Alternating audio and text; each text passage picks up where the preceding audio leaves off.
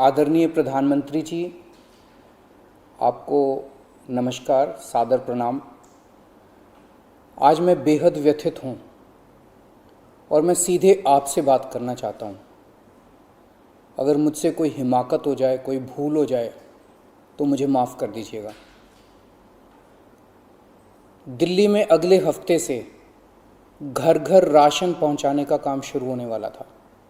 मतलब अब एक गरीब आदमी को राशन लेने राशन की दुकान पे धक्के नहीं खाने पड़ते, बल्कि सरकार बढ़िया तरीके से अच्छे राशन पैक करके उसके घर भिजवाती। सारी तैयारी हो चुकी थी, टेंडर हो चुके थे, सारी तैयारी हो चुकी थी।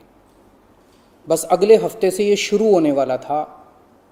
ये क्रांतिकारी कदम होने वाला था और अचानक आपने 2 दिन पहले इसको रोक दिया। क्यों सर? आपने ऐसा क्यों किया? अगर ये घर घर राशन व्यवस्था लागू हो जाती ना सर, ये राशन माफिया खत्म हो जाता। पर देखिए, ये राशन माफिया कितना ताकतवर निकला। दिल्ली में ये योजना अगले हफ्ते से लागू होने वाली थी और 1 हफ्ता पहले इन्होंने इसको खारिज करवा दिया। आपने ये कह के हमारी स्कीम खारिज की है कि हमने केंद्र सरकार से इसकी अप्रूवल नहीं ली। ये गलत है सर। हमने एक बार नहीं, 5 बार आपकी अप्रूवल ली है। ये रही सारी चिट्ठियां। केंद्र सरकार को हमने इतने सारे खत लिख के बताया कि हम ये योजना दिल्ली में लागू करने जा रहे हैं। कानूनन हमें दिल्ली में यह स्कीम लागू करने के लिए केंद्र सरकार की कोई अप्रूवल लेने की जरूरत नहीं है। कानूनन इस स्कीम को लागू करने के लिए राज्य सरकार पूरी तरह से सक्षम है। लेकिन हम केंद्र सरकार के साथ किसी तरह का कोई विवाद नहीं चाहते थे, इसलिए हमने एक बार नहीं 5 बार आपका अप्रूवल लिया है सर। मार्च के महीने में हमारी योजना पे आपकी सरकार ने कुछ आपत्तियां लगाई, हमने आपके सारे ऑब्जेक्शन पूरे कर दिए।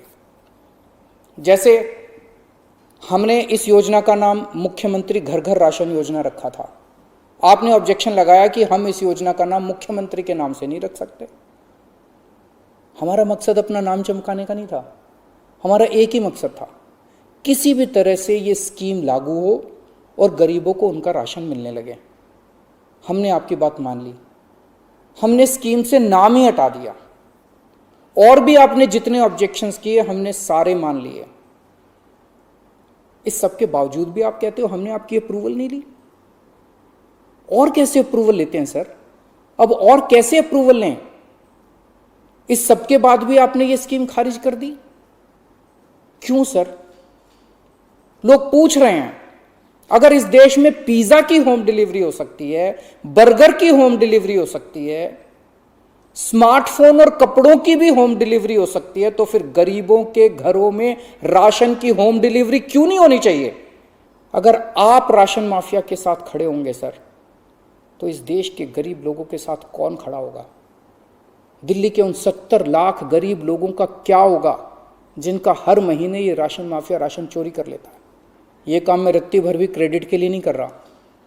मेरा सिर्फ एक ही मकसद है, किसी भी तरह गरीबों को उनका पूरा राशन मिले। आप प्लीज मुझे ये लागू कर लेने दीजिए, सारा क्रेडिट आपका।